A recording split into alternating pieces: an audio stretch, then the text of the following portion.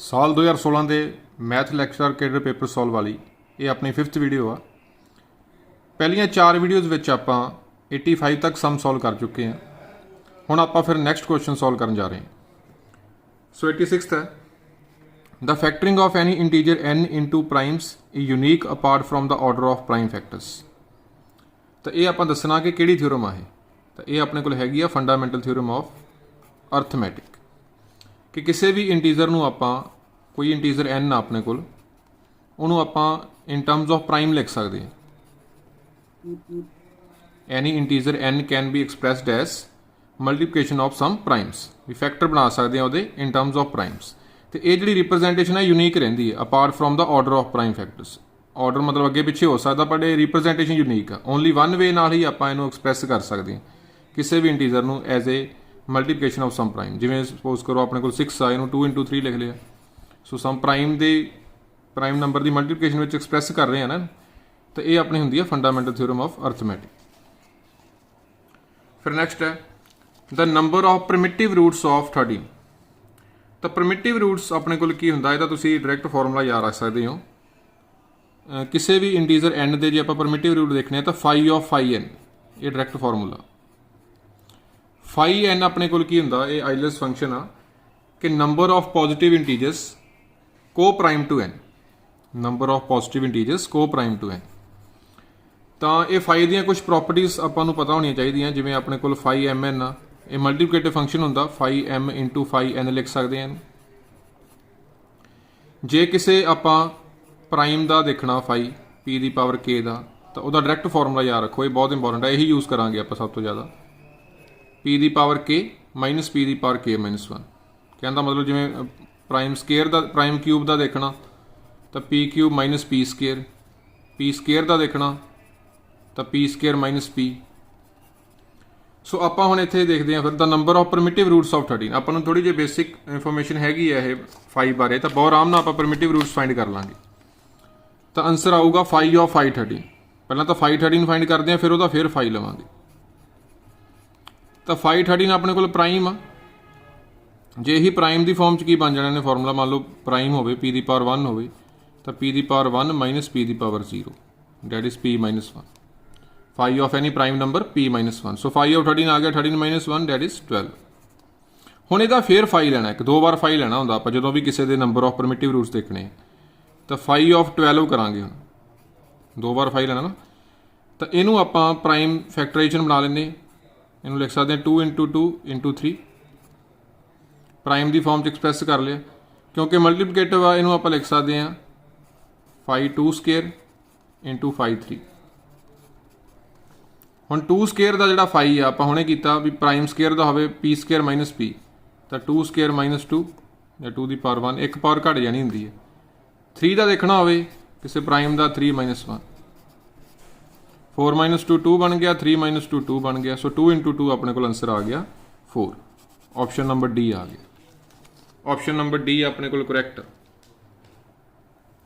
Similarly आप किसी होर नंबर का भी पूछ सकते सी। मान लो आपको कहते परमिटिव रूट फाइंड करो 15 दे, तो फाई ऑफ फाई 15 देखते आप। तो पहला फाई 15 का प्राइम आ, 15 माइनस 1 14 बन जाना है। प्राइम लिए सीधा ही है पी माइनस 1। ये हुण प्राइम फैक्टर बना लो, फाई 2 इंटू 7 अलग अलग हो जाऊगा, मल्टीप्लिकेटिव फंक्शन होंदा है। हुण ये भी प्राइम आ 2 माइनस 1, प्राइम हो तो 7 माइनस 1, 1 इंटू 6 6 आ जाना सी।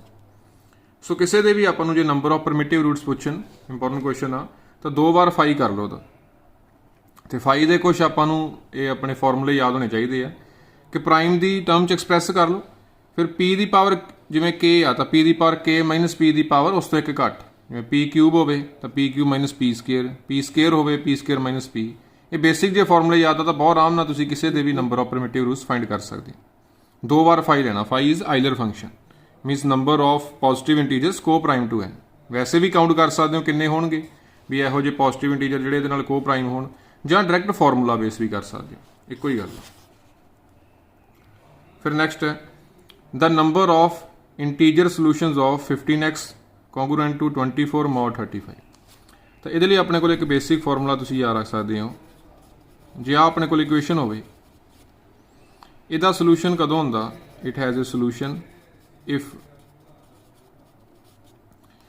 GCD है जिहड़ा A ते M का हाईएस्ट कॉमन फैक्टर कह लो या ग्रेटेस्ट कॉमन डिवाइडर GCD ਜਾਂ SCF दोनों ही कह लईदा A ਤੇ M ਦਾ GCD देखना वो अपना B ਨੂੰ डिवाइड करना चाहिए। ਇਹ ਡਾਇਰੈਕਟ ਰਿਜ਼ਲਟ ਤੁਸੀਂ ਯਾਦ ਰੱਖ ਸਕਦੇ ਹੋ। ਤੇ ਨੰਬਰ ਆਫ ਜਿਹੜੇ ਸੋਲੂਸ਼ਨ ਹੋਣਗੇ ਉਹ ਵੀ ਆਹੀ ਹੋਣਗੇ GCD ਆਫ AM। ਕੰਡੀਸ਼ਨ ਵੀ ਹੈ ਇੱਥੇ ਵੀ ਜੇ GCD A ਤੇ M ਦਾ ਜੇ 24 ਨੂੰ ਡਿਵਾਈਡ 15 ਤੇ 35 ਦਾ GCD ਦੇਖਾਂਗੇ ਉਹ 24 ਨੂੰ ਡਿਵਾਈਡ ਕਰਨਾ ਚਾਹੀਦਾ ਫਿਰ ਹੀ ਸੋਲੂਸ਼ਨ ਹੋਣਗੇ। ਤੇ ਨੰਬਰ ਆਫ ਸੋਲੂਸ਼ਨ ਵੀ ਕਿੰਨੇ ਹੋਣਗੇ that will also be equal to GCD of 15 and 35। यही नंबर ऑफ सोल्यूशन आ नंबर ऑफ सोल्यूशंस भी यही है अपने को। सो 15 ਤੇ 35 ਦਾ GCD देखो फिर हाईएस्ट कॉमन फैक्टर ਕਿਹੜਾ 15 ਤੇ 35 ਦਾ 5 ਆ 5 ਆਪਣੇ ਕੋਲ 15 ਤੇ 35 ਦਾ GCD ਤਾਂ ਉਹ ਦੇਖੋ ਇਹਨੂੰ ਡਿਵਾਈਡ ਕਰ ਰਿਹਾ ਕਿ ਨਹੀਂ 5 24 ਨੂੰ ਡਿਵਾਈਡ ਕਰਦਾ ਕਿ ਨਹੀਂ 5 24 ਨੂੰ ਡਿਵਾਈਡ ਨਹੀਂ ਕਰਦਾ। सो ਇਹਦਾ मतलब नंबर ऑफ इंटैग्रल सोल्यूशन 0 होणगे। जे डिवाइड करे फिर ये आंसर आना GCD ऑफ AM। पहला तो ये देखना भी GCD ऑफ 15 एंड 35 24 ਨੂੰ डिवाइड करता कि नहीं। जे डिवाइड ही नहीं करता तो ਇਹਦਾ मतलब कोई सोल्यूशन नहीं। जे किते डिवाइड करता होवे तो आपां नंबर ऑफ सोल्यूशन देखने होण तो फिर वो यही होगा GCD of A and M। ठीक है, ये आपां ध्यान रखना। मान लो इत्थे 20 हुंदा 24 की जगह 20 हुंदा तो 5 आ जिहड़ा 20 ਨੂੰ डिवाइड करता सी ना फिर ये सोल्यूशन होने सी ते किन्ने होने सी होने भी 5 ही सी। रिजल्ट आंसर भी किन्ना आना GCD of 15 and 35 A and M। आ क्वेश्चन तो देख सकते हो A ते M इन्हां दा GCD देखना हाईएस्ट कॉमन फैक्टर देखना। सो फिर नैक्सट करते हैं which one of the following is incorrect. इन्हां चों गलत किहड़ा वो दसना। Every subgroup of an abelian group is abelian understood. आ जे कोई ग्रुप अबीलियन अबीलियन मतलब हुंदा भी ਉਹਦੇ ਸਾਰੇ एलीमेंट कम्यूट कर जाने एक दूजे नाल A B is equal to B। जे सारे ही कर रहे आ तो जे विच कोई सब ग्रुप लवांगे उस भी करनगे ना। जे वड्डे सैट 'ਚ कर रहे आ तो छोटे 'ਚ भी करनगे। सही है। तो every cyclic group is abelian बहुत इंपॉर्टेंट रिजल्ट आ। हर साइक्लिक ग्रुप अबीलियन हुंदा। सही है। Every subgroup of a non abelian group is non abelian. तो जे कोई देखो नॉन अबीलियन ग्रुप आ भी सारे एलीमेंट्स ਉਹਦੇ परम्यूट नहीं करते तो ਵਿੱਚ ਉਹਦੇ सब ग्रुप्स ਤਾਂ कर सकते ना। की पता इन्ने क परम्यूट करी जाते ਹੁਣ बाकी आ कम्यूट कर रहे ਹੁਣ सॉरी इन्ने क कम्यूट कर रहे ਹੁਣ बाकी कम्यूट ना कर रहे ਹੁਣ। सो ये गलत आ। नॉन अबीलियन का सब ग्रुप तो अबीलियन हो सकता ना। फिर if every element of a group is its own inverse then the group is abelian. तो ये भी अपने को एक इंपॉर्टेंट रिजल्ट होंगे जे हर एलीमेंट आपदा ही इनवर्स आ तो वह अबीलियन होंगे। वो आप प्रूव भी कर सकते होंगे। मान लो कोई एलीमेंट ए भी है ਇਹਦਾ ਇਨਵਰਸ ਵੀ A B ਹੋਵੇ। ਹਰ ਐਲੀਮੈਂਟ ਆਪਦਾ ਹੀ ਇਨਵਰਸ ਹੋਵੇ। A ਦਾ ਇਨਵਰਸ A ਹੋਵੇ B ਦਾ ਇਨਵਰਸ B ਹੋਵੇ A B ਦਾ A B ਹੋਵੇ ਤਾਂ ਇੱਕ ਰਿਜ਼ਲਟ ਹੁੰਦਾ B inverse into A inverse. ਹੁਣ B ਇਨਵਰਸ ਵੀ B ਆ ਕਿਉਂਕਿ ਹਰ ਐਲੀਮੈਂਟ ਆਪਦਾ ਇਨਵਰਸ ਆ A ਇਨਵਰਸ A ਆ। So B is equal to A B group ਕੀ ਬਣ ਜਾਂਦਾ ਅਬੀਲੀਅਨ। ਸੋ ਇੰਪੋਰਟੈਂਟ ਰਿਜ਼ਲਟ ਆ ਜੇ ਹਰ ਐਲੀਮੈਂਟ ਆਪਦਾ ਹੀ ਇਨਵਰਸ ਆ A is equal to A inverse ਆ ਜਾਂ ਇਹਨੂੰ ਐਂ ਵੀ ਲਿਖ ਲਈਦਾ A square is equal to E। ਇਸ ਤਰ੍ਹਾਂ ਵੀ ਆ ਸਕਦਾ ਵੀ if in a group A square is equal to E then the group will be abelian. उत्ते भी टिक लावांगे। सो उन्होंने इनकरैक्ट पूछा सी ऑप्शन नंबर C बन गए। Option number C is incorrect. फिर next which one of the following is true.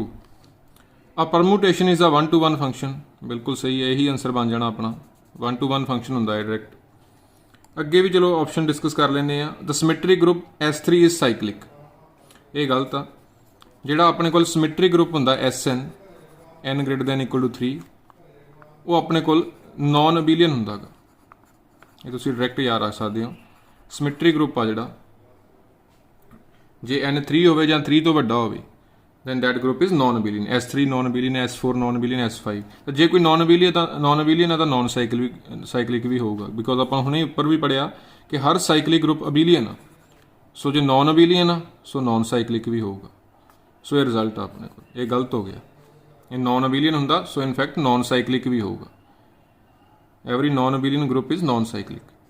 फिर A5 has 120 elements. A5 के element किन्ने हुंदे आ S5 का अद्ध हुंदे। ऑल्टरनेटिंग ग्रुप हुंदा है। AN के एलीमेंट्स जिहड़े हुंदे आ number of elements in AN number of पा लेने तो SN के एलीमेंट्स का हाफ हुंदे।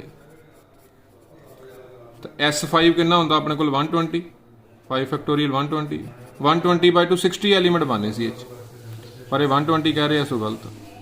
S5 ਦੇ ਕੋਲ 120 ਆ, A5 ਕੋਲ 60। ਫਿਰ ਅੱਗੇ every factor group of a non abelian group is non abelian. ਇਹ ਵੀ ਗਲਤ ਆ।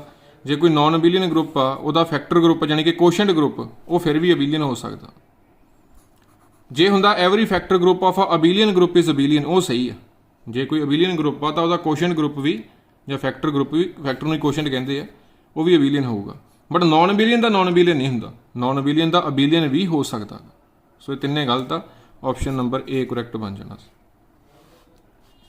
ਫਿਰ ਨੈਕਸਟ ਦੇਖੀਏ, the set of integers with operation star defined by A star B is equal to A plus B plus 1 is given to be a group. ਇੱਕ group ਦਿੱਤਾ ਹੋਇਆ, ਇਹ ਗਰੁੱਪ ਦੀ ਡੈਫੀਨੇਸ਼ਨ ਹੈ A star B is equal to A plus B plus 1। The identity of this group. ਤਾਂ identity ਕੀ ਹੁੰਦਾ? Definition ਹੀ identity ਮਤਲਬ ਇੱਕ ਇਹੋ ਜਿਹਾ ਐਲੀਮੈਂਟ ਕਿ A ਦਾ ਜਿਹਦੇ ਨਾਲ ਸਟਾਰ ਕਰੀਏ ਵਾਪਸ A ਹੀ ਰਹਿ ਜੇ ਆਪਣੇ ਕੋਲ। A star E should be equal to A। A star E ਕਿੰਨਾ ਬਣਨਾ ਹੁਣ ਆਪਣੇ ਕੋਲ? A ਸਟਾਰ B ਜੇ ਇੰਨਾ ਤਾਂ A ਸਟਾਰ E ਬਣੂਗਾ A ਪਲੱਸ E ਪਲੱਸ 1। ਇਹ ਬਣ ਗਿਆ, ਇੱਧਰ A ਹੀ ਆ, A ਨਾਲ ਇਹ ਕੈਂਸਲ, E ਆ ਗਿਆ ਆਪਣੇ ਕੋਲ -1। ਆਇਡੈਂਟੀਟੀ ਮਿਲ ਗਈ ਆਪਾਂ ਨੂੰ, -1 ਮਿਲ ਗਈ। ਇਸ ਤੋਂ ਬਾਅਦ ਇਨਵਰਸ ਵੀ ਪੁੱਛ ਸਕਦੇ ਹੁੰਦੇ ਆ। ਇਨਵਰਸ ਦੀ ਡੈਫੀਨੇਸ਼ਨ ਹੁੰਦੀ ਹੈ ਇਹੋ ਜਿਹਾ B ਲੱਭੋ ਸੱਚ ਦੈਟ A ਸਟਾਰ B ਕਰਕੇ E ਆ ਜੇ। ਤਾਂ ਮੰਨ ਲਓ ਇਸੇ ਕੁਐਸਚਨ 'ਚ ਆਪਾਂ ਨੂੰ A ਦਾ ਇਨਵਰਸ ਪੁੱਛ ਲੈਂਦੇ ਤਾਂ ਆਪਾਂ ਇਹੀ ਡੈਫੀਨੇਸ਼ਨ ਲਾਉਂਦੇ A ਪਲੱਸ B ਪਲੱਸ 1। ਪਹਿਲਾਂ ਆਇਡੈਂਟੀ ਫਾਈਂਡ ਕਰਨੀ ਪੈਣੀ ਸੀ ਇਨਵਰਸ ਲਈ, E ਤਾਂ ਫਾਈਂਡ ਕਰਦੇ, ਉਹਨੂੰ -1 ਦੇ ਇੱਕੋ ਰੱਖਦੇ। ਪਹਿਲਾਂ ਆਇਡੈਂਟੀ ਫਾਈਂਡ ਕਰਦੇ, ਜੇ ਇਨਵਰਸ ਵੀ ਪੁੱਛਿਆ ਹੁੰਦਾ ਹੋ ਸਕਦਾ ਨੈਕਸਟ ਟਾਈਮ ਇਨਵਰਸ ਪੁੱਛ ਲੈਣ। ਸੋ E ਦੇ ਇੱਕੋ ਰੱਖ ਦਿੰਦੇ। ਇੱਥੋਂ B ਲੱਭਣਾ ਆਪਾਂ, B ਆ ਗਿਆ ਇੱਥੋਂ, ਇਹਨੂੰ ਇੱਧਰ ਲੈ ਜਾਓ -A -2। ਇਹ ਇਨਵਰਸ ਆ ਜਾਣਾ ਸੀ, A ਦਾ ਇਨਵਰਸ ਇਹ ਹੋਣਾ ਸੀ। ਤਾਂ ਦੋਵੇਂ ਡੈਫੀਨੇਸ਼ਨ ਯਾਦ ਰੱਖਣੀਆਂ। ਆਇਡੈਂਟੀਟੀ E ਉਦੋਂ ਕਵਾਂਗੇ ਜਦੋਂ A ਸਟਾਰ E ਕਰਕੇ A ਆ ਜੇ। ਇਨਵਰਸ B ਨੂੰ A ਦਾ ਉਦੋਂ ਕਵਾਂਗੇ ਜਦੋਂ A ਸਟਾਰ B ਕਰਕੇ E ਆ ਜੇ। ਸੋ ਇਨਵਰਸ ਲਈ ਪਹਿਲਾਂ ਆਇਡੈਂਟੀਟੀ ਫਾਈਂਡ ਕਰੋ, ਫਿਰ ਅੱਗੇ ਇਨਵਰਸ ਫਾਈਂਡ ਕਰੀਦਾ। ਫਿਰ next, a Sylow 3 subgroup of order of a group of order 12 has order. ਇੱਕ ਗਰੁੱਪ ਆ ਉਹ 12 ਆਰਡਰ ਦਾ, ਉਹਦਾ ਜਿਹੜਾ ਸਾਈਲੋ 3 ਸਬ ਗਰੁੱਪ ਹੋਊਗਾ ਉਹਦਾ ਆਰਡਰ ਦੱਸਣਾ ਆਪਾਂ। ਤਾਂ ਜਦੋਂ ਵੀ ਇਸ ਤਰ੍ਹਾਂ ਦੇ ਸਾਈਲੋ ਵਾਲੇ ਆਣ ਕੁਐਸਚਨ ਤਾਂ ਤੁਸੀਂ ਪਹਿਲਾਂ ਪ੍ਰਾਈਮ ਫੈਕਟਰਾਈਜੇਸ਼ਨ ਕਰ ਲੈਣੀ ਹੈ। 12 ਦੀ ਆ ਪ੍ਰਾਈਮ ਫੈਕਟਰਾਈਜੇਸ਼ਨ ਹੋ ਗਈ। ਤਾਂ ਸਾਈਲੋ ਸਬ ਗਰੁੱਪ ਕੀ ਹੁੰਦਾ ਵੀ P ਦੀ ਸਭ ਤੋਂ ਵੱਡੀ ਪ੍ਰਾਈਮ ਦੀ ਸਭ ਤੋਂ ਵੱਡੀ ਪਾਵਰ ਵਾਲਾ ਹੁੰਦਾ। ਜਿਵੇਂ 2 ਦੀ ਸਭ ਤੋਂ ਵੱਡੀ ਪਾਵਰ 2 ਆ ਨਾ, ਤਾਂ ਇੱਥੇ ਜਿਹੜਾ ਸਾਈਲੋ ਸਬ ਗਰੁੱਪ ਹੋਊਗਾ ਇੱਕ ਹੁੰਦਾ ਸਾਈਲੋ 2 ਸਬ ਗਰੁੱਪ ਹੋਊਗਾ, ਇੱਕ ਸਾਈਲੋ 3 ਸਬ ਗਰੁੱਪ ਹੋਊਗਾ। ਸਾਈਲੋ 2 ਸਬ ਗਰੁੱਪ ਵਾਲੇ ਦਾ ਆਰਡਰ ਹੋਊਗਾ 4 ਤੇ ਜਿਹੜਾ ਸਾਈਲੋ 3 ਸਬ ਗਰੁੱਪ ਵਾਲਾ ਹੋਊਗਾ ਉਹਦਾ ਆਰਡਰ ਕਿੰਨਾ ਹੋਊਗਾ? ਉਹਦਾ 3 ਹੋਊਗਾ। ਠੀਕ ਹੈ ਨਾ, ਬੇਸਿਕ ਆ, ਬਿਕੋਜ਼ ਪ੍ਰਾਈਮ ਦੀ ਜਿਹੜੀ ਇਹਦੀ 3 ਦੀ ਹਾਈਐਸਟ ਪਾਵਰ ਹੈ ਇੱਥੇ 1 ਆ। ਸੋ ਉਹਨਾਂ ਨੇ 3 ਸਬ ਗਰੁੱਪ ਵਾਲੇ ਦਾ ਪੁੱਛਿਆ ਆਰਡਰ ਕਿੰਨਾ ਹੋਊਗਾ, ਤਾਂ ਓਬਵੀਅਸਲੀ 3 ਹੋਊਗਾ। ਜੇ ਪੁੱਛਦੇ ਆ Sylow 2 subgroup of order of a group of order 12 has order, ਵੀ ਜਿਹੜਾ ਸਾਈਲੋ 2 ਸਬ ਗਰੁੱਪ ਆ ਉਹਦਾ ਆਰਡਰ ਕਿੰਨਾ ਹੋਣਾ ਸੀ? ਉਹਦਾ 4 ਹੋਣਾ ਸੀ। ਕਿਸੇ ਵੀ ਪ੍ਰਾਈਮ ਨੰਬਰ ਦੀ ਜਿਹੜੀ ਹਾਈਐਸਟ ਪਾਵਰ ਆ ਉਹਨੂੰ ਕੈਲਕੂਲੇਟ ਕਰਕੇ ਆਪਾਂ ਦੇਖਣਾ। ਮੰਨ ਲਓ ਕੋਈ ਹੋਰ ਐਗਜ਼ਾਮਪਲ ਕਰਦੇ ਆ। ਸਪੋਜ਼ ਆਪਣੇ ਕੋਲ ਕੋਈ ਹੁੰਦਾ 24 ਆਰਡਰ ਦਾ ਹੁੰਦਾ ਤੇ ਕਹਿਣ ਸਾਈਲੋ 2 ਸਬ ਗਰੁੱਪ ਦਾ ਆਰਡਰ ਕਿੰਨਾ, ਤਾਂ ਇਹਦੀ ਪ੍ਰਾਈਮ ਫੈਕਟਰਾਈਜੇਸ਼ਨ ਕਰੀਏ 2 ਦੀ ਪਾਵਰ 3 × 3। ਤਾਂ ਜਿਹੜਾ ਸਾਈਲੋ 2 ਸਬ ਗਰੁੱਪ ਆ ਉਹਦੀ ਹਾਈਐਸਟ ਪਾਵਰ 3 ਆ ਨਾ, ਇੱਥੇ 2 ਵਾਲੇ ਦੀ ਹਾਈਐਸਟ ਪਾਵਰ 3 ਆ, ਤਾਂ ਆਰਡਰ ਹੋਣਾ ਸੀ 8। ਸਾਈਲੋ 2 ਸਬ ਗਰੁੱਪ ਦਾ ਆਰਡਰ 8 ਹੋਣਾ ਸੀ ਤੇ ਸਾਈਲੋ 3 ਸਬ ਗਰੁੱਪ ਦਾ ਉਹ 3 ਹੋਣਾ ਸੀ ਆਪਣੇ ਕੋਲ। ਸੋ ਸਾਈਲੋ ਸਬ ਗਰੁੱਪ ਦੀ ਡੈਫੀਨੇਸ਼ਨ ਇਹ ਹੁੰਦੀ ਹੈ ਕਿ ਬਸ ਤੁਸੀਂ ਇਹ ਦੇਖ ਲਓ ਵੀ ਪ੍ਰਾਈਮ ਦੀ ਉਹ ਹਾਈਐਸਟ ਪਾਵਰ ਹੋਵੇ ਜਿਹੜੀ ਇਹਨੂੰ ਡਿਵਾਈਡ ਕਰ ਰਹੀ ਹੋਵੇ, ਉਸ ਤੋਂ ਕੋਈ ਵੱਡੀ ਪਾਵਰ ਨਾ ਡਿਵਾਈਡ ਕਰੇ, ਵੀ 2 ਦੀ 4 ਨਾ ਡਿਵਾਈਡ ਕਰੇ। ਸੋ ਕੁਝ ਵੀ ਹੋਰ ਐਗਜ਼ਾਮਪਲ ਆਪਾਂ ਕਰ ਸਕਦੇ ਹਾਂ। ਜਿਵੇਂ ਆਪਣੇ ਕੋਲ ਸਪੋਜ਼ ਹੋਵੇ 100 ਗਰੁੱਪ ਦਾ ਹੋਵੇ, 100 ਆਰਡਰ ਦਾ ਹੋਵੇ ਕੋਈ ਗਰੁੱਪ ਆਪਣੇ ਕੋਲ, ਤਾਂ ਇਹਦੀ ਪ੍ਰਾਈਮ ਫੈਕਟਰਾਈਜੇਸ਼ਨ ਹੋ ਗਈ 5 ਦੀ ਪਾਵਰ 2 × 2 ਦੀ ਪਾਵਰ 2। ਤਾਂ ਜਿਹੜਾ ਸਾਈਲੋ 2 ਸਬ ਗਰੁੱਪ ਆ ਉਹਦਾ ਆਰਡਰ ਹੋਣਾ ਸੀ 4 ਤੇ ਸਾਈਲੋ 5 ਸਬ ਗਰੁੱਪ ਆ ਜਿਹੜਾ ਉਹਦਾ ਆਰਡਰ ਹੋਣਾ ਸੀ 25। ਸੋ ਕਹਿਣ ਦਾ ਮਤਲਬ ਪ੍ਰਾਈਮ ਦੀ ਹਾਈਐਸਟ ਪਾਵਰ ਜਿਹੜੀ ਹੁੰਦੀ ਆ ਉਹੀ ਉਹ ਸਾਈਲੋ P ਸਬ ਗਰੁੱਪ ਦਾ ਆਰਡਰ ਹੁੰਦਾ। ਸੋ ਇਹ ਡਾਇਰੈਕਟ ਯਾਦ ਰੱਖਣਾ ਆਪਾਂ। ਫਿਰ ਨੈਕਸਟ ਹੈ ਆਪਣੇ ਕੋਲ which one of the following is false. ਇਹਨਾਂ ਚੋਂ ਫਾਲਸ ਦੱਸਣਾ, ਗਲਤ ਕਿਹੜਾ ਇਹਨਾਂ ਚੋਂ। Any 2 groups of order 3 are isomorphic. ਦੇਖੋ ਜੇ ਵੀ ਕੋਈ ਗਰੁੱਪ ਹੁੰਦਾ ਆਰਡਰ 3 ਦਾ, ਪ੍ਰਾਈਮ ਆਰਡਰ ਹੋ ਗਿਆ ਨਾ, ਪ੍ਰਾਈਮ ਆਰਡਰ ਦਾ ਕੀ ਹੁੰਦਾ? ਸਾਈਕਲਿਕ। ਕੋਈ ਵੀ ਆਪਣੇ ਕੋਲ ਗਰੁੱਪ ਆ ਜੇ ਪ੍ਰਾਈਮ ਆਰਡਰ ਦਾ ਤਾਂ ਸਾਈਕਲਿਕ ਹੋਊਗਾ। ਤੇ ਕੋਈ ਵੀ ਦੋ ਸਾਈਕਲਿਕ ਗਰੁੱਪ ਹੁਣ ਆਪਸ ਵਿੱਚ ਆਈਸੋਮੋਰਫਿਕ ਹੁੰਦੇ ਆ। ਇਹ ਆਪਣੇ ਕੋਲ ਥਿਓਰਮ ਆ ਜੇ ਦੋ ਕੋਈ ਸਾਈਕਲਿਕ ਗਰੁੱਪ ਆ ਸੇਮ ਆਰਡਰ ਤੇ ਤਾਂ ਆਪਸ ਵਿੱਚ ਕੀ ਹੋਣਗੇ ਆਈਸੋਮੋਰਫਿਕ। ਸਿਮਿਲਰਲੀ ਜੇ ਇੱਥੇ 5 ਆਰਡਰ ਕਰ ਦਿੰਦੇ ਤਾਂ ਵੀ ਆ ਜਾਣਾ ਸੀ, 7 ਆਰਡਰ ਕੋਈ ਵੀ ਪ੍ਰਾਈਮ ਨੰਬਰ ਕਰ ਦਿੰਦੇ। ਪਰ ਜੇ 4 ਆਰਡਰ ਕਰ ਦਿੰਦੇ ਫਿਰ ਨਹੀਂ ਆਣਾ ਸੀ, ਕਿਉਂਕਿ ਜੇ ਕੋਈ ਦੋ ਗਰੁੱਪ 4 ਆਰਡਰ ਦੇ ਹੋਣ ਕੀ ਪਤਾ ਉਹਨਾਂ 'ਚੋਂ ਇੱਕ ਸਾਈਕਲਿਕ ਹੋਵੇ ਇੱਕ ਸਾਈਕਲਿਕ ਨਾ ਹੋਵੇ, ਤਾਂ ਉਹ ਆਈਸੋਮੋਰਫਿਕ ਨਹੀਂ ਹੋਣੇ ਸੀ। ਸੋ ਇਹ ਤਾਂ ਸਹੀ ਆ। Any two finite groups with same number of elements are isomorphic. ਗਲਤ ਹੋ ਗਿਆ ਇਹ, ਬਿਕੋਜ਼ ਆਪਾਂ ਹੁਣੇ ਗੱਲ ਕਰਕੇ ਹਟੇ ਹਾਂ। ਜੇ ਤਾਂ ਚਲੋ ਪ੍ਰਾਈਮ ਆਰਡਰ ਦੇ ਆ ਫਿਰ ਤਾਂ ਸਾਈਕਲਿਕ ਹੋਣਗੇ, ਆਈਸੋਮੋਰਫਿਕ ਹੋਣਗੇ, ਪਰ ਜ਼ਰੂਰੀ ਥੋੜਾ ਉਹ ਮੰਨ ਲਓ ਦੋ ਫਾਈਨਾਈਟ ਗਰੁੱਪ ਆ ਸੇਮ ਨੰਬਰ ਆਫ ਐਲੀਮੈਂਟ ਆ, ਦੋਵਾਂ 'ਚ 4 ਆ, ਤਾਂ ਹੋ ਸਕਦਾ ਚਾਰਾਂ ਵਾਲਿਆਂ 'ਚੋਂ ਇੱਕ ਸਾਈਕਲਿਕ ਹੋਵੇ ਅਤੇ ਇੱਕ ਆ ਜਿਹੜਾ ਉਹ ਸਾਈਕਲਿਕ ਨਾ ਹੋਵੇ। ਜਿਵੇਂ ਆਪਣੇ ਕੋਲ ਕਲਾਈਨਸ 4 ਗਰੁੱਪ ਹੀ ਹੁੰਦਾ ਗਾ, ਉਹ ਆਪਣੇ ਕੋਲ ਜਿਹੜਾ ਅਬੀਲੀਅਨ ਹੁੰਦਾ ਬਟ ਸਾਈਕਲਿਕ ਨਹੀਂ ਹੁੰਦਾ, ਅਤੇ ਉਂਝ ਆਪਾਂ ਨੂੰ ਸਾਈਕਲਿਕ ਵੀ ਆਪਣੇ ਕੋਲ ਹੁੰਦਾ। ਉਂਝ ਆਪਣੇ ਕੋਲ 4 ਆਰਡਰ ਦਾ ਜਿਹੜਾ ਸਾਈਕਲਿਕ ਆ ਉਹ ਅਲੱਗ ਹੁੰਦਾ ਗਾ, ਕਲਾਈਨਸ ਗਰੁੱਪ ਆਪਾਂ ਜਿਹੜਾ ਸਾਈਕਲਿਕ ਨਹੀਂ ਹੁੰਦਾ। ਸੋ ਇਹ ਗਲਤ ਹੋ ਗਿਆ, ਆਈਸੋਮੋਰਫਿਕ ਜ਼ਰੂਰੀ ਨਹੀਂ ਹੋਣਗੇ। ਫਿਰ ਨੈਕਸਟ, ਐਵਰੀ ਆਈਸੋਮੋਰਫਿਜ਼ਮ ਇਜ਼ ਹੋਮੋਮੋਰਫਿਜ਼ਮ। ਬਿਲਕੁਲ ਸਹੀ ਆ ਇਹ। ਆਈਸੋਮੋਰਫਿਜ਼ਮ 'ਚ ਵੱਧ ਕੰਡੀਸ਼ਨ ਹੁੰਦੀ ਆ, ਹੋਮੋਮੋਰਫਿਜ਼ਮ ਵਾਲੀ ਤਾਂ ਹੁੰਦੀ ਹੈ, ਨਾਲ 1 on 2 ਵੀ ਹੋਣਾ ਚਾਹੀਦਾ ਹੁੰਦਾ। ਸੋ ਬਿਲਕੁਲ ਸਹੀ ਆ ਇਹ। An additive group can be isomorphic to a multiplicative group. ਇਹ ਵੀ ਬਿਲਕੁਲ ਸਹੀ ਆ। ਐਡਿਟਿਵ ਗਰੁੱਪ ਮਲਟੀਪਲੀਕੇਟਿਵ ਗਰੁੱਪ ਦੇ ਆਈਸੋਮੋਰਫਿਕ ਹੋ ਸਕਦਾ। ਸੋ ਆਪਣੀ ਜਿਹੜਾ ਬੀ ਆਪਸ਼ਨ ਕਰੈਕਟ ਨਹੀਂ ਬਣਿਆ ਸੀ, ਇਹ ਆਪਣਾ ਫਿਰ ਸਹੀ, ਇਹ 'ਤੇ ਟਿਕ ਲੱਗ ਜੂਗੀ। ਕੋਈ ਵੀ ਸੇਮ ਨੰਬਰ ਆਫ ਐਲੀਮੈਂਟਸ ਵਾਲੇ ਆਈਸੋਮੋਰਫਿਕ ਜ਼ਰੂਰੀ ਨਹੀਂ ਹੋਣਗੇ, ਜੇ ਸਾਈਕਲਿਕ ਆ ਫਿਰ ਹੋਣਗੇ। ਫਿਰ ਦੇਖੋ, in the ring of integers every ideal is. ਤਾਂ ਜਿਹੜੀ ਇੰਟੈਗਰਲ ਆਪਣੇ ਕੋਲ ਇੰਟੀਜਰ ਵਾਲੀ ਰਿੰਗ ਹੁੰਦੀ ਹੈ Z, ਉਹ 'ਚ ਹਰ ਆਈਡੀਅਲ ਜਿਹੜਾ ਹੁੰਦਾ ਪ੍ਰਿੰਸੀਪਲ ਆਈਡੀਅਲ ਹੁੰਦਾ, ਮੀਨ ਜਨਰੇਟਡ ਬਾਏ 1 ਐਲੀਮੈਂਟ, ਉਹਨੂੰ ਆਪਾਂ ਕਹਿੰਦੇ ਹਾਂ ਪ੍ਰਿੰਸੀਪਲ ਐਲੀਮੈਂਟ, ਪ੍ਰਿੰਸੀਪਲ ਆਈਡੀਅਲ। ਸੋ ਬਹੁਤ ਇੰਪੋਰਟੈਂਟ ਰਿਜ਼ਲਟ ਆ ਕਿ ਕੋਈ ਵੀ ਜੇ ਆਪਣੇ ਕੋਲ ਇੰਟੀਜਰ ਵਾਲੀ ਰਿੰਗ ਆ, ਇਨਫੈਕਟ ਕੋਈ ਵੀ PID ਆ, ਪ੍ਰਿੰਸੀਪਲ ਇੰਟੈਗਰਲ ਡੋਮੇਨ, ਉਹਦੇ 'ਚ ਹਰ ਆਈਡੀਅਲ ਪ੍ਰਿੰਸੀਪਲ ਆਈਡੀਅਲ ਹੁੰਦਾ ਗਾ।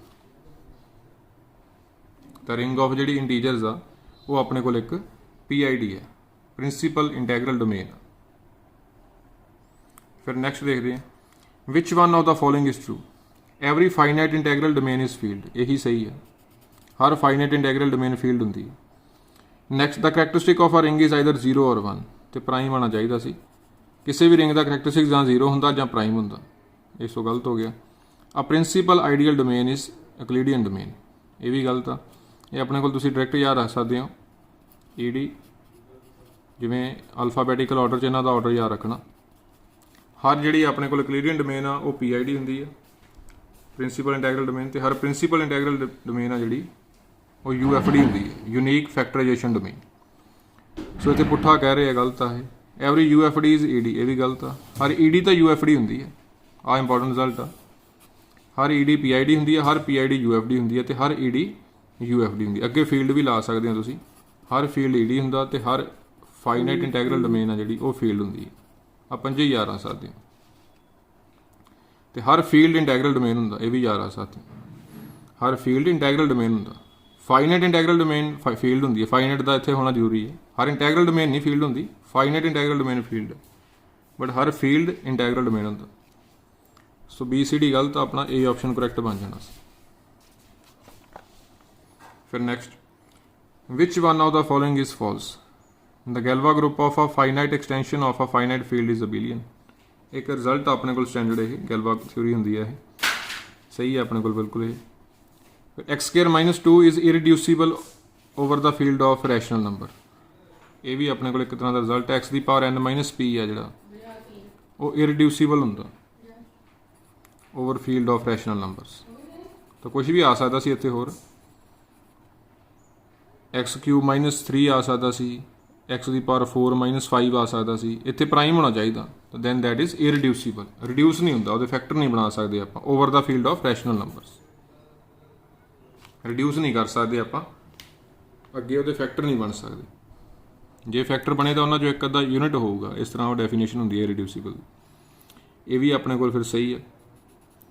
ਫਿਰ pi is algebraic over the field of real numbers, pi is transcendental over the field of real numbers. ਹੁਣ ਇੱਥੇ ਨਾ ਇਹ ਥੋੜੀ ਕੰਟਰੋਵਰਸ਼ੀਅਲ ਗੱਲ ਆ, ਅਲਜੈਬਰਿਕ ਤੇ ਟ੍ਰਾਂਸਡੈਂਟਲ ਕੀ ਹੁੰਦੇ ਆ। ਜੇ ਆਪਣੇ ਕੋਲ ਕੋਈ ਪੋਲੀਨੋਮੀਅਲ ਆ, ਕੋਈ ਇਸ ਤਰ੍ਹਾਂ ਦਾ ਪੋਲੀਨੋਮੀਅਲ ਆਪਾਂ ਰੀਅਲ 'ਚ ਲੱਭ ਸਕਦੇ ਹਾਂ ਜਿਹਦਾ ਪਾਈ ਰੂਟ ਹੋਵੇ, ਫਿਰ ਤਾਂ ਪਾਈ ਨੂੰ ਕਵਾਂਗੇ ਅਲਜੈਬਰਿਕ।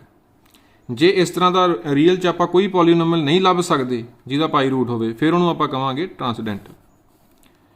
ਹੁਣ ਦੇਖੋ ਐਕਚੁਅਲੀ ਤਾਂ ਆਪਾਂ ਲੱਭ ਸਕਦੇ ਹਾਂ ਨਾ, ਵੈਸੇ ਤਾਂ ਮੰਨ ਲਓ ਆਹ ਤੁਹਾਨੂੰ ਮੈਂ ਪੋਲੀਨੋਮੀਅਲ ਕਹਿੰਦਾ, ਆਹ ਇੱਕ ਪੋਲੀਨੋਮੀਅਲ ਆ, ਇਹਦਾ ਰੂਟ ਪਾਈ ਆ ਨਾ, ਇਹਦਾ ਰੂਟ ਪਾਈ ਆ। ਸੋ ਵੈਸੇ ਤਾਂ ਪਾਈ ਹੋਣਾ ਚਾਹੀਦਾ ਇੱਥੇ ਅਲਜਬਰਿਕ, ਪਰ ਇਹਨਾਂ ਨੇ ਪਿਛਲੇ ਆਨਸਰ ਦੇ ਅਕੋਰਡਿੰਗ ਇਹਨਾਂ ਨੇ ਟ੍ਰਾਂਸਡੈਂਟਲ ਦਿੱਤਾ ਹੋਇਆ। ਇਹ ਆਨਸਰ ਦੇ ਅਕੋਰਡਿੰਗ ਇਹ ਟਰੂ ਮੰਨਿਆ ਇਹਨਾਂ ਨੇ, ਪਰ ਵੈਸੇ ਜੇ ਕਿਸੇ ਨੇ ਆਬਜੈਕਸ਼ਨ ਵੀ ਨਹੀਂ ਲਗਾਈ, ਮੈਨੂੰ ਲੱਗਦਾ ਜੇ ਪ੍ਰੋਪਰ ਇਹ 'ਤੇ ਆਬਜੈਕਸ਼ਨ ਲੱਗ ਸਕਦੀ ਸੀ, over the field of real number ਇਹ ਅਲਜਬਰਿਕ ਹੁੰਦਾ। ਜੇ over the field of rational number ਆਪਾਂ ਕਹਿੰਦੇ, ਕਿਉਂਕਿ ਨਾ ਇਹ ਜ਼ਿਆਦਾ ਰੈਸ਼ਨਲ ਨੰਬਰ ਦੇ ਉੱਪਰ ਮੰਨਿਆ ਜਾਂਦਾ ਹੁੰਦਾ ਹੈ, ਇਹ ਜਿਹੜਾ ਸਾਰਾ ਕਨਸੈਪਟ ਹੁੰਦਾ ਅਲਜਬਰਿਕ ਟ੍ਰਾਂਸਡੈਂਟਲ ਦਾ, ਇਹ ਜ਼ਿਆਦਾ ਰੈਸ਼ਨਲ ਨੰਬਰ ਦੇ ਉੱਪਰ ਸਹੀ ਹੁੰਦਾ ਹੈ। ਜੇ ਰੈਸ਼ਨਲ ਨੰਬਰ 'ਚ ਆਪਾਂ ਕੋਈ ਇਹੋ ਜਿਹਾ ਪੋਲੀਨੋਮੀਅਲ ਨਹੀਂ ਲੱਭ ਸਕਦੇ ਜਿਹਦਾ ਪਾਈ ਰੂਟ ਹੋਵੇ, ਤਾਂ ਓਵਰ ਦਾ ਰੈਸ਼ਨਲ ਨੰਬਰ ਜੇ ਗੱਲ ਕਰੀਏ ਫਿਰ ਤਾਂ transcendental, over the real number ਇਹ ਅਲਜਬਰਿਕ। ਸੋ ਵੈਸੇ ਤਾਂ according to me the answer ਸੀ ਹੋਣਾ ਚਾਹੀਦਾ ਸੀ, ਪਰ ਪਿਛਲੇ ਪੇਪਰ 'ਚ ਇਹਨਾਂ ਨੇ ਜਿਹੜਾ ਅਫੀਸ਼ੀਅਲ ਦਿੱਤਾ ਉਹ 'ਚ ਡੀ ਦਿੱਤਾ ਹੋਇਆ। ਸੋ ਇਹ ਤੁਸੀਂ ਥੋੜਾ ਕੰਟਰੋਵਰਸ਼ੀਅਲ ਕੁਐਸਚਨ ਆਏ। ਓਵਰ ਰੈਸ਼ਨਲ ਨੰਬਰ ਇਹ ਆਪਣਾ ਅਲਜਬਰਿਕ ਨਹੀਂ ਹੁੰਦਾ, ਇਹ ਟ੍ਰਾਂਸਡੈਂਟਲ ਹੁੰਦਾ ਰੈਸ਼ਨਲ ਨੰਬਰ ਦੇ। ਪਰ ਜੇ ਰੀਅਲ ਨੰਬਰ ਦੇ ਉੱਪਰ ਦੇਖ ਰਹੇ ਹਾਂ ਫਿਰ ਇਹ ਪਾਈ ਅਲਜਬਰਿਕ ਹੀ ਹੋਣਾ ਚਾਹੀਦਾ, ਬਿਕੋਜ਼ ਆ ਪੋਲੀਨੋਮੀਅਲ ਬਣਾ ਤਾਂ ਦਿੱਤਾ ਆਪਾਂ, ਇਹ ਪੋਲੀਨੋਮੀਅਲ ਦਾ ਰੂਟ ਹੈਗਾ ਪਾਈ। ਜੇ ਆਪਾਂ ਕੋਈ ਇਹੋ ਜਿਹਾ ਪੋਲੀਨੋਮੀਅਲ ਲੱਭ ਸਕਦੇ ਹਾਂ ਜਿਹਦਾ ਉਹ ਪਾਰਟੀਕੂਲਰ ਨੰਬਰ ਰੂਟ ਆ, ਦੈਨ ਦੈਟ ਇਜ਼ ਅਲਜਬਰਿਕ। ਇਹ ਡੈਫੀਨੇਸ਼ਨ ਅਲਜਬਰਿਕ ਦੀ। ਸੋ ਪਿਛਲੇ ਪੇਪਰ 'ਚ ਤਾਂ ਡੀ ਸੀ, ਉਂਝ ਸੀ ਬਣਨਾ ਚਾਹੀਦਾ ਸੀ। ਸੋ ਨੈਕਸਟ ਫਿਰ the set Q of rational numbers with usual topology. ਤਾਂ ਜਿਹੜਾ ਰੈਸ਼ਨਲ ਨੰਬਰ ਹੁੰਦੇ ਆ ਆਪਣੇ ਕੋਲ ਟੋਟਲੀ ਡਿਸਕਨੈਕਟਡ ਹੁੰਦੇ ਆ। ਇਹ ਆਪਾਂ ਦੇਖ ਸਕਦੇ ਹਾਂ ਵੀ ਜਿਹੜੇ ਰੀਅਲ ਨੰਬਰ 'ਚ ਵਿੱਚ ਪਏ ਹੁੰਦੇ ਆ ਨਾ, ਆਪਸ 'ਚ ਕਨੈਕਟਡ ਨਹੀਂ ਹੁੰਦੇ। ਸੋ ਇਹ ਡਾਇਰੈਕਟ ਤੁਸੀਂ ਯਾਦ ਰੱਖ ਸਕਦੇ ਹੋ, ਰੈਸ਼ਨਲ ਹੁੰਦੇ, ਇਰਰੈਸ਼ਨਲ ਹੁੰਦੇ, ਇਹ ਸਾਰੇ ਕੀ ਹੁੰਦੇ ਆ ਟੋਟਲੀ ਡਿਸਕਨੈਕਟਡ। ਰੀਅਲ ਆ ਜਿਹੜੇ ਉਹ ਕਨੈਕਟਡ ਹੁੰਦੇ ਆ, ਰੀਅਲ ਜਿਹੜੇ ਨੰਬਰਸ ਹੁੰਦੇ ਆ ਉਹ ਸਾਰੇ ਕਨੈਕਟਡ ਹੁੰਦੇ ਆ, ਰੀਅਲ ਲਾਈਨ ਆਪਸ 'ਚ ਪੂਰੀ ਕਨੈਕਟਡ ਹੈ ਨਾ। ਰੈਸ਼ਨਲ ਤੇ ਇਰਰੈਸ਼ਨਲ ਨਹੀਂ ਕਨੈਕਟਡ ਹੈਗੇ। ਫਿਰ ਨੈਕਸਟ ਐਵਰੀ T3 ਸਪੇਸਿਸ। ਤਾਂ ਇਹ ਆਪਣੇ ਕੋਲ ਕੁਛ ਸੈਪਰੇਸ਼ਨ ਐਕਸੀਓਮਸ ਹੁੰਦੀਆਂ, ਇਹ ਤੁਸੀਂ ਯਾਦ ਰੱਖ ਸਕਦੇ ਹੋ। ਹਰ T3 ਸਪੇਸ ਆਪਣੇ ਕੋਲ ਰੈਗੂਲਰ ਹੁੰਦੀ। ਇਹ ਕੁਛ ਹੋਰ ਵੀ ਇਸ ਤਰ੍ਹਾਂ ਦੇ ਤੁਸੀਂ ਨੋਟ ਕਰ ਸਕਦੇ ਹੋ, ਇਹ ਟੋਪੋਲੋਜੀ ਦੇ ਕਨਸੈਪਟ ਆ। T2 ਹੁੰਦੀ ਆ ਜਿਹੜੀ ਹੋਸਟਰੋਫ ਆ, T3 ਆ ਜਿਹੜੀ ਉਹ ਰੈਗੂਲਰ ਆ, T4 ਆ ਜਿਹੜੀ ਉਹ ਨਾਰਮਲ ਆ। ਇਹ ਸਾਰੀਆਂ ਡੈਫੀਨੇਸ਼ਨਸ ਆ, ਰੈਗੂਲਰ ਨਾਰਮਲ ਅਲੱਗ-ਅਲੱਗ, ਚਲੋ ਉਹ ਆਪਾਂ ਹੁਣ ਡਿਟੇਲ 'ਚ ਨਹੀਂ ਜਾਵਾਂਗੇ। T5 ਆ ਜਿਹੜੀ ਉਹ ਕੰਪਲੀਟਲੀ ਨਾਰਮਲ ਆ, ਤੇ T6 ਆ ਜਿਹੜੀ ਉਹ ਪਰਫੈਕਟਲੀ ਨਾਰਮਲ ਆ।